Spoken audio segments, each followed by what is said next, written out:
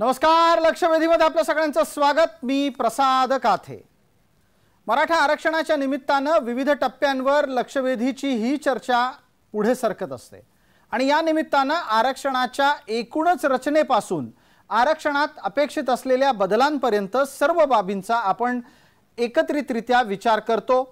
त्या अनुषंगाने येणाऱ्या प्रत्येक मुद्द्यात काय हवं काय नको याची उत्तरे शोधण्याचा आपण प्रयत्न करतो।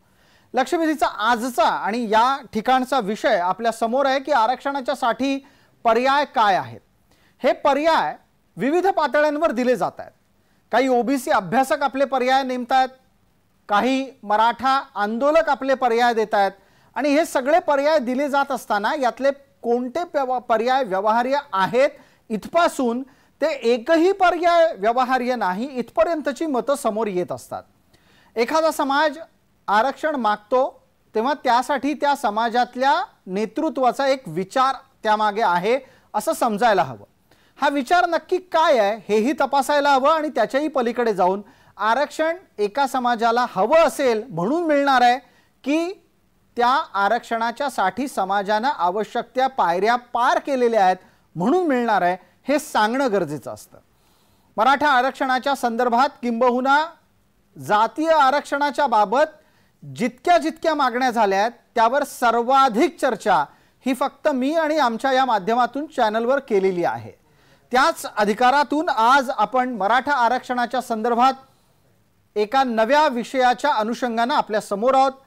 मराठा आरक्षणाच्या साठीचे पर्याय काय आहेत हे या निमित्ताने आपल्याला चर्चेतून शोधायचं आहे आणि त्यावर मंथन घडवायचं आहे। या चर्चेत आपल्या सोबत असलेल्या मान्यवरांचा मी आपल्याला पटकन परिचय करून देतो। आपल्या सोबत आरक्षणाचे अभ्यासक हरिभाऊ राठोड आहेत, आपल्या सोबत दिलीप पाटील आहेत, ते मराठा समन्वयक या नात्याने आपल्याला परिचित आहेत आणि या चर्चेत आपल्या सोबत ॲडव्होकेट मंगेश ससाणे आहेत। मंगेश ससाणे हे ओबीसीचे नेता आणि त्याही पेक्षा सर्वोच्च न्यायालयात आरक्षणाच्या संदर्भातल्या ओबीसींच्या याचिकांचे ते कर्ते आहेत। चर्चेत मान्यवरांचं स्वागत। आज हरिभाऊ तुमचा दिवस आहे, तुम्ही सातत्याने ही भूमिका मांडत असता की तुमच्याकडे आरक्षणाचे फॉर्म्युले आहेत। या संपूर्ण गोष्टीत एक बाब मला चर्चेत निश्चित मांडायची आहे की हरिभाऊ राठोड ही अशी व्यक्ती आहे ज्यांनी सांगितलं होतं की आरक्षणाच्या संदर्भातला कायदा करण्याच्यासाठी संसदेला आपले अधिकार वापरावे लागतील आणि अधिकार वापरून त्यांना तसे बदल करावे लागतील। हरिभाऊ हे ज्या वेळेला आमच्या चर्चांमध्ये मांडत होते त्यावेळेला लोकांचा त्यावर विश्वास नव्हता, पण हरिभाऊ तुम्हाला आठवत असेल तुम्ही ते मांडलं आणि ते केंद्राला करावं लागलं। हा आज इतिहास आहे, याच्यासाठी तुमचंही अभिनंदन। आत्ताच्या घडीला मराठा आरक्षणाच्या साठीचे तुम्ही काही नवे फॉर्म्युले आणता, जरांगे पाटलांकडे मांडायला गेलात, त्यांना काही ते पटले नाहीत, पण आम्हाला ते ऐकायचे, त्या निमित्ताने ते समाजापर्यंत गेले पाहिजेत, त्याच्यावर मंथन झालं पाहिजे, विचारांनी समाज प्रगल्भ झाला पाहिजे, ही अपेक्षा मराठा आंदोलकांकडून आहे। हरिभाऊ तुम्ही तुमचा फॉर्म्युला मांडा। निश्चितच मला थोडा अधिक वेळ द्या आज, कारण का 102वी घटना दुरुस्ती जेव्हा झाली तर ती चुकली आहे। तुम्ही घटना दुरुस्तीच चुकीची आहे म्हणणारा देशामधला एकमेव माणूस आहे मी। आणि मला खरं म्हणजे राज्यसभेने बोलवलं त्यावेळेस मी त्यांना समजवण्याचा प्रयत्न केला की तुम्ही राज्य सरकारचे अधिकार काढून घेताय, याच्यामध्ये असं करून ना काही चुकीचं होईल। आणि शेवटी झालं, त्यांना परत ती घटना दुरुस्ती दुरुस्त करून परत राज्य सरकारला अधिकार द्यावे लागले, हे तुम्ही प्रमाण मला दिलेलं आहे। नंबर 1। 2, डॉक्टर देवेंद्र फडणवीस यांनी जो कायदा केला होता 2018चा, आणि तेव्हाही मी सांगत होतो की 50%च्या आत देता येते, आणि आता तर थोडी परिस्थिती अशी बदललेली आहे। तुम्हाला आनंदाची गोष्ट सांगतो या महाराष्ट्राला तुमच्या माध्यमातून, आता आपल्याला 11% आरक्षण मिळालेलं आहे जास्तीचं।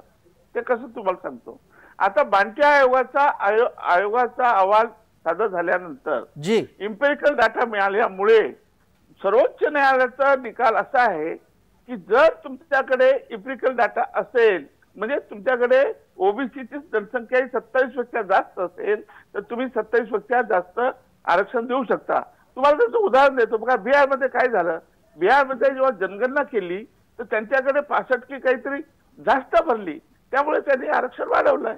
तेच आपल्याला करता येणार नाही, आता करता येणार आहे। आता 2018 साली ते नव्हतं, बांटिया आयोग आता गेल्या 2020 साली मला वाटते 21-22 मध्ये आलेला आहे, जी गेल्या सरकारच्या काळात उद्धव सरकारने त्यांची नेमणूक केली होती आणि जवळपास 34-36% ओबीसी आहेत असा निष्कर्ष त्यांनी दिला.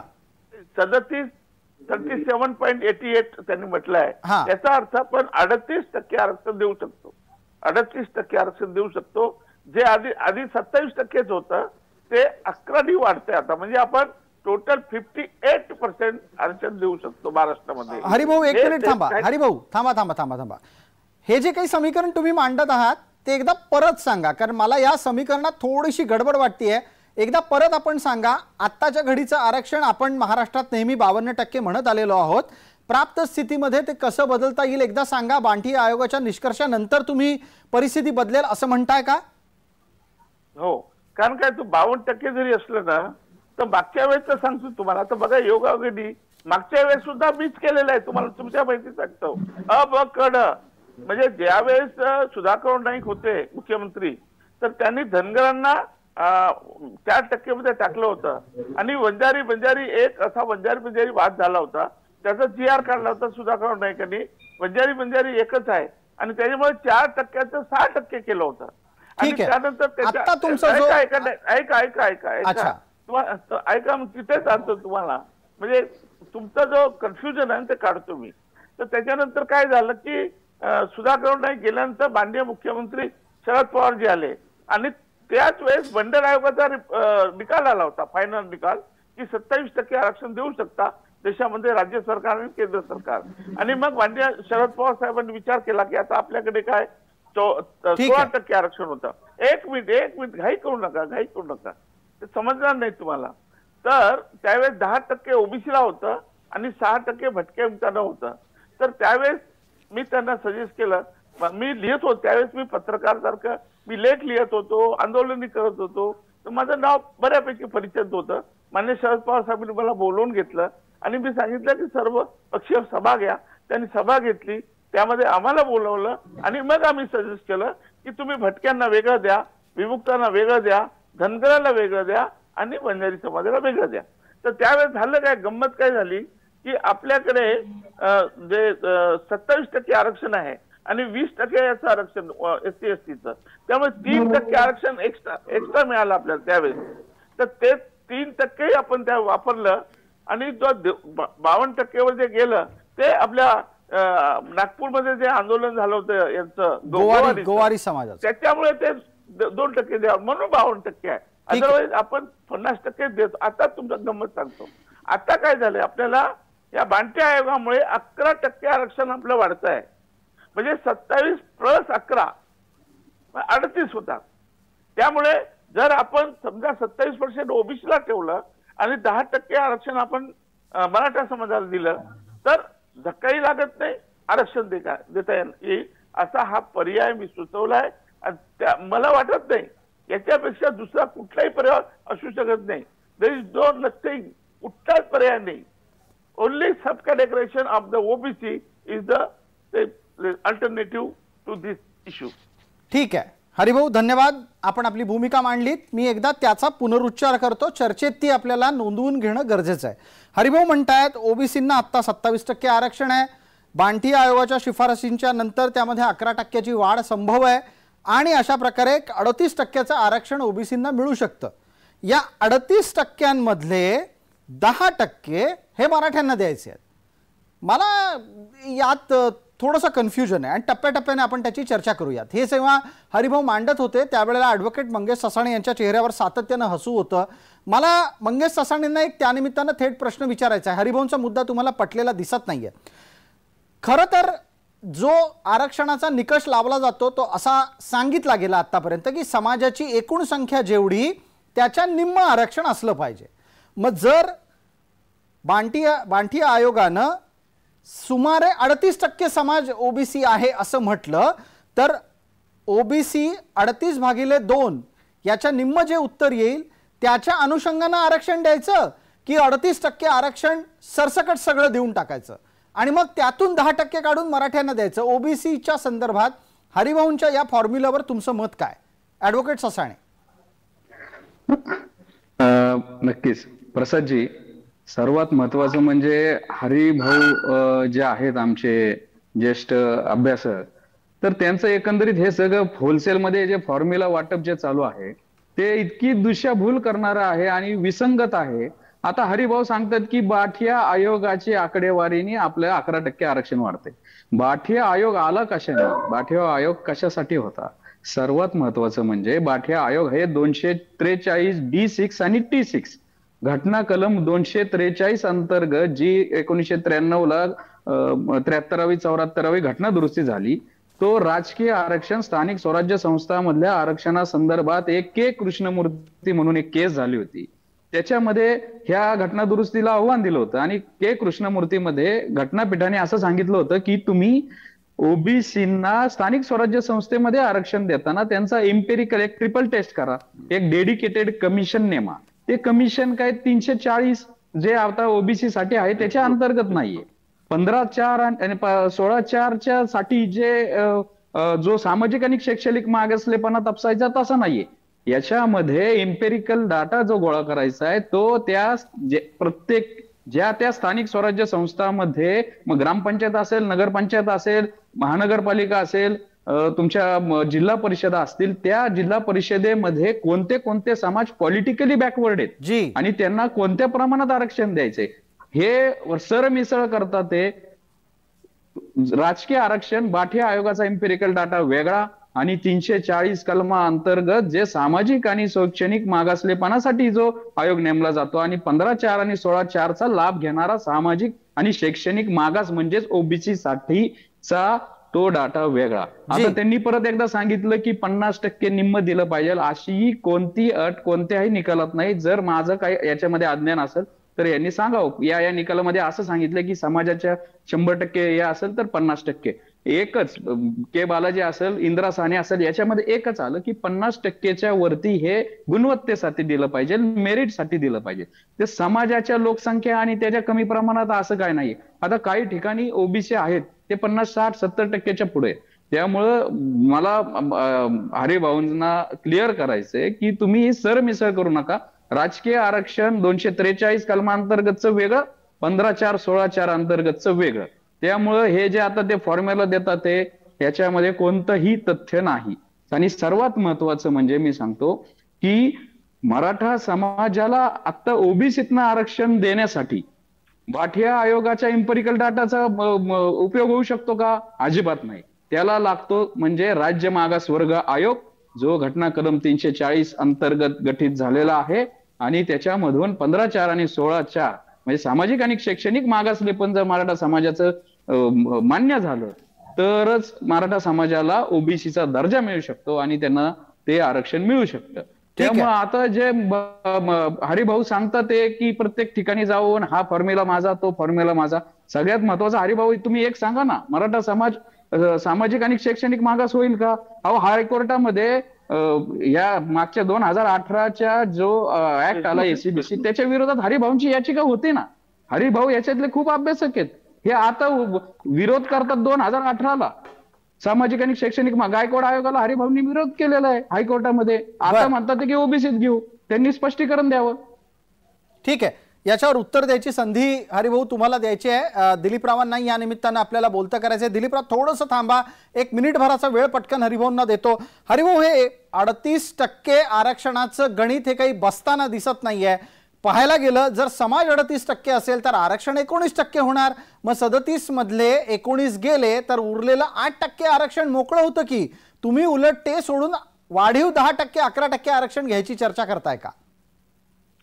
ससाने आमचे मित्र आहेत आणि हायकोर्टाचे, सुप्रीम कोर्टाचे वकील पण आहेत. पण वकील असतं म्हणजे त्यांना सगळं माहिती असतं असं नाही आहे.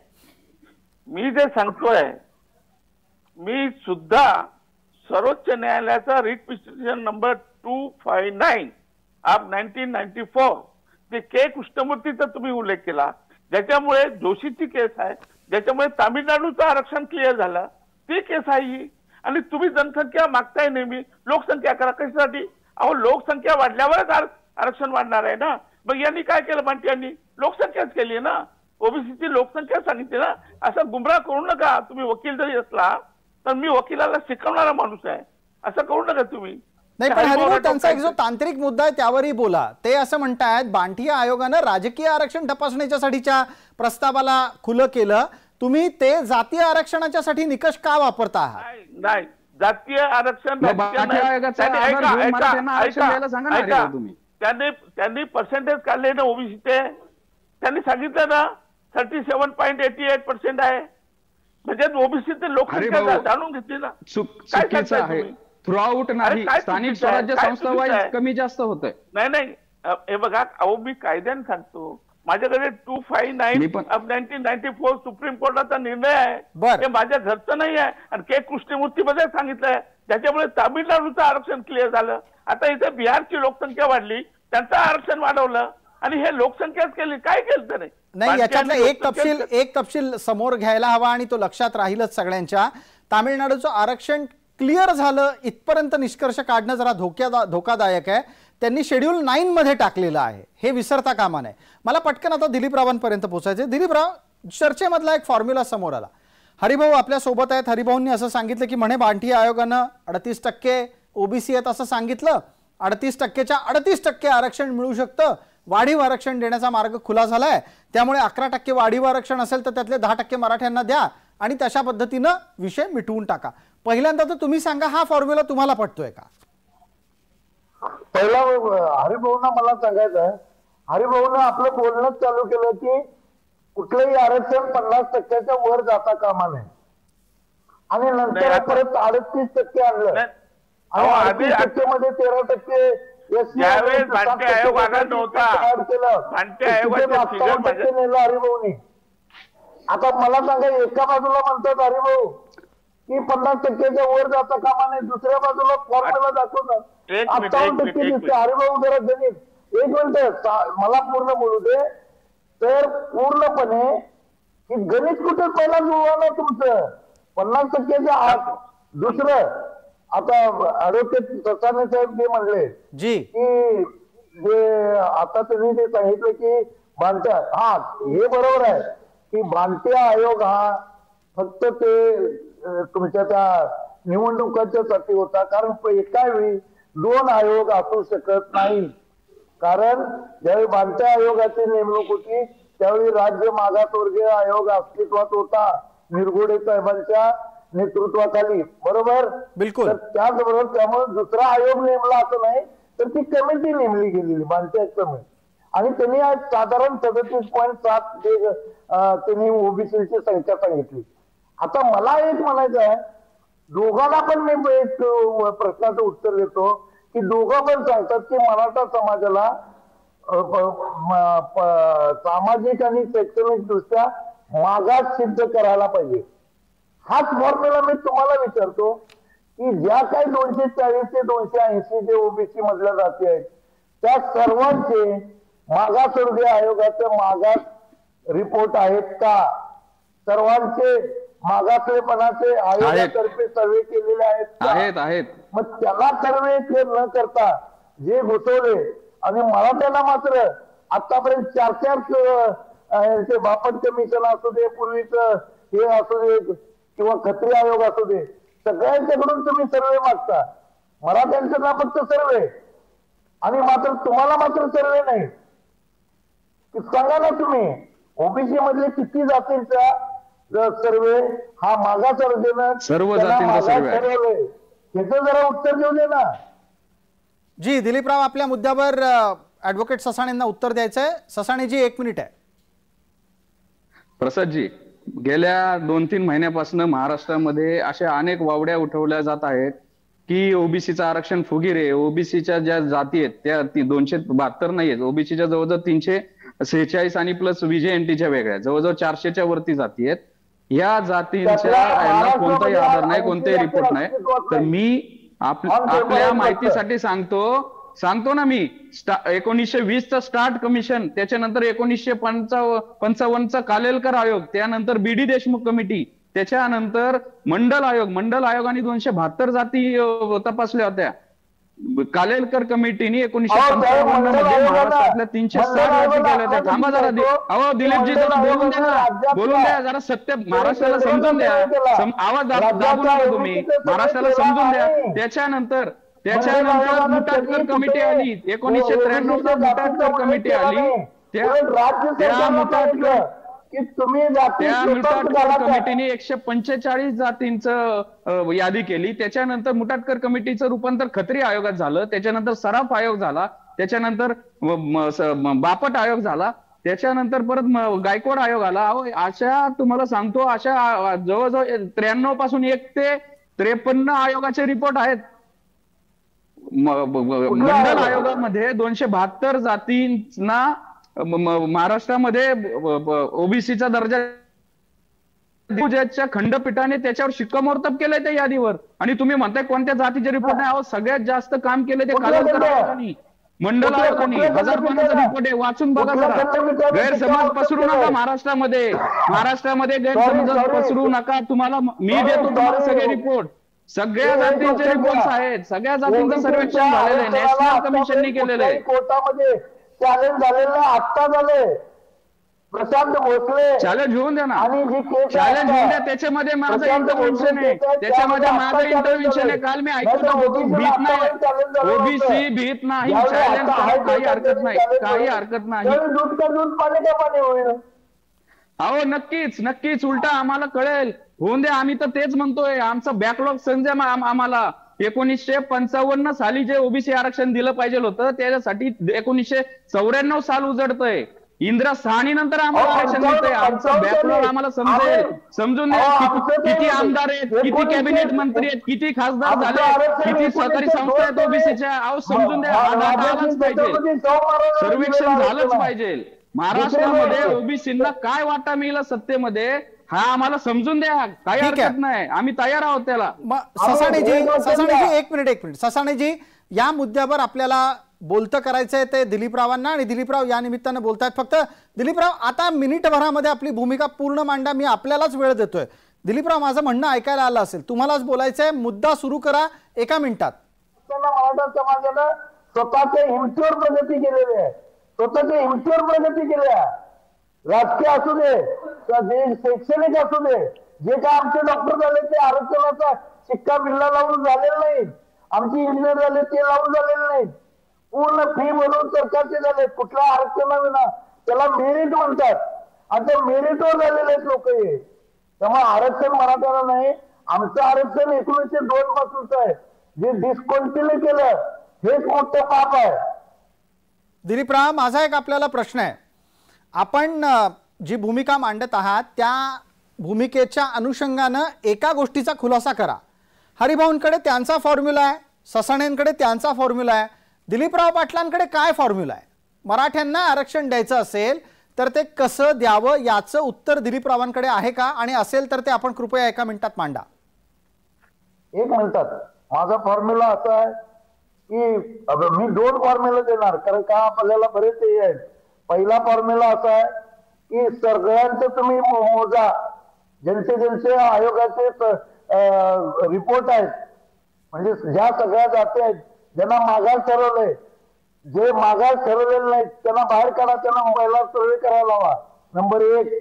त्याचबरोबर ज्या जातींची लोकसंख्या सर्वे करा, सगळ्यांचं, मराठ्यांचं करा, ओबीसी सगळ्यांची लोकसंख्या मोजा, आणि ज्याचं जेवढं प्रतिनिधित्व तेवढं त्याला आरक्षण 50% आत बसवणार असाल तर. हा दुसरा फॉर्म्युला आहे. आणि तिसरा फॉर्म्युला असा आहे की दुसरा फॉर्म्युला असा आहे की जर का तुम्हाला जर बाहेर जर 50% बाहेर जर ओलांडायचं असेल तर सगळ्यांना घेऊन ओलांडा ना. तुम्ही आम्हाला काय एकट्याला फक्त बाहेर ढकलता. तर आमचं म्हणणं असं आहे की जर का पूर्ण जर करायचं असेल तर सगळ्यांना मोजा. तुमची लोकसंख्या 37 आली, तुम्ही निम्म घ्या, राहिलेलं सगळं आरक्षण आम्हाला मिळतंय, 50% आत मिळतंय. तुम्ही बघितलं बांटे आयोगाचं जर काढलं तर तुम्हाला माहितीसाठी सांगतो की बांटे आयोगाने रिपोर्ट काढला, त्यामध्ये कुणबी पण धरलेले, कुणबी धरून रिपोर्ट आलाय. ठीक आहे. जर कुणबी जर का ओबीसी मध्ये आता घातले आताच्या फॉर्म्युला प्रमाणे आणि राहिलेल्या मराठा समाजाला आरक्षण झालं तर मराठा समाजाच्या प्रतिनिधित्व जेवढं आहे, म्हणजे लोकसंख्या जेवढं आहे तेवढं प्रतिनिधित्व मिळू शकतं. हा एकदम सिंपल फॉर्म्युला आहे आणि जो कुणालाही नाकारता येत नाही आणि हाच राजकीय दृष्ट्या असू दे, सामाजिक दृष्ट्या असू दे, आणि कुणी कुणाला दुखायची गरज नाही. ठीक आहे हरिभाऊ, आणि त्याचबरोबर ऍडव्होकेट ससाणे आणि दिलीपराव, आपण तिघांनीही आपापल्या माध्यमातून आरक्षणाची समस्या सोडवण्याच्या साठीचे उपाय सुचवले. चर्चेला आपल्याला आणखी पुढे नेता आलं असतं, मात्र वेळेची मर्यादा आहे. आता या घडीला आपण सर्व मान्यवर चर्चेत सहभागी झालात त्याबद्दल आपले मनपूर्वक आभार. लक्षवेधीच्या या चर्चेत तुर्तास इतकंच. सर्व प्रेक्षकांना जय महाराष्ट्र.